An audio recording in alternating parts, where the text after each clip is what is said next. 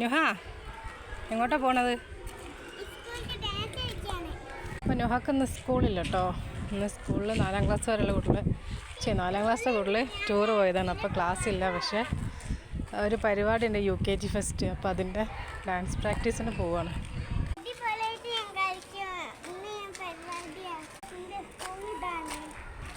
ഏതാണ് സ്കൂള്? ഏതാണ്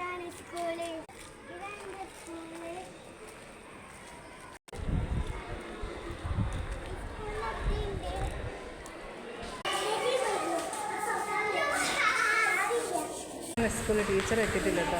നല്ല കളിയിലാണ്.